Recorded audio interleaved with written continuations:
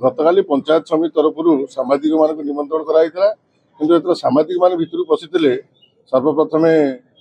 पंचायत समिति अध्यक्ष बाहर जावाई सांसद प्रतिनिधि आम जो मैंने अच्छा सांबादिक बाहर जावाई आज निमंत्रण करथिला के मीटिंग को आसे पंचायत समिति अध्यक्ष करथिले से काई ताले पीसीएफ कले तार कारण सेत पई त आज हम धारणा रे बसछु जे दाबी होची अध्यक्ष एवं पंचायत समिति अध्यक्ष एवं जे सांसद प्रतिनिधि अछि निश्चित हमको इटी क्षमा प्रार्थना करिवे ताहले जाकि हम इटी उठिबु। निमापड़ा प्रेस क्लब समस्त कर्मकर्ता सदस्य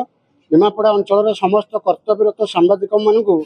निमापड़ार पंचायत समिति अध्यक्ष शंकर भोई एवं सांसद प्रतिनिधि पूर्णचंद्र ओझा गतकाली ब्लॉक परिसर में आयोजित एक पंचायत समिति साधारण बैठक में सांबादिक मानू कटु मंतव्य प्रदान कर सांबादिक मानू असम्मानित कर जहाँपाई यह गणतंत्र माने अत्यंत निंदार विषय एवं हीनर विषय तेणुक से जो मैंने गणतंत्र चतुर्थ स्तंभ गणमाध्यम प्रतिनिधि मानक जो असम्मान कर प्रतिवाद में निमापड़ा प्रेस क्लब तरफ निमापड़ा कार्यरत समस्त गणमाध्यम प्रतिनिधि माने आज धारणा बसि जदि प्रेस क्लबर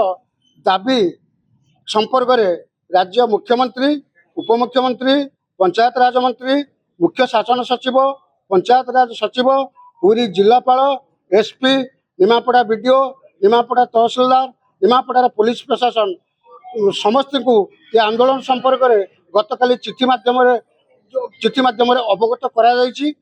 आम प्रेस क्लब मुख्य दाबी होची आम धारणा बसी आंदोलन चलैथिबा समस्त सांबादिक बंधु मान मुख्य दाबी होची गतकाली जो आमको बर्तमान असम्मानित करा जायछि पंचायत समितिर अध्यक्ष एवं सांसद प्रतिनिधि बर्तमान आंदोलन स्थल रे तांकर निजर भूल पाई निस्वार्थ भाव क्षमा मागिबा दाबी रे हमर ये आंदोलन अनुष्ठित होइछि। सांसद प्रतिनिधि जदि एठी निस्वार्थ क्षमा प्रार्थना आसी न करंती ताहले ये आंदोलन को सारा राज्य रे तीव्रतर करा जिवो 314 ब्लॉक रे तीव्रतर कर देबो एना राज्य पक्षरु मध्य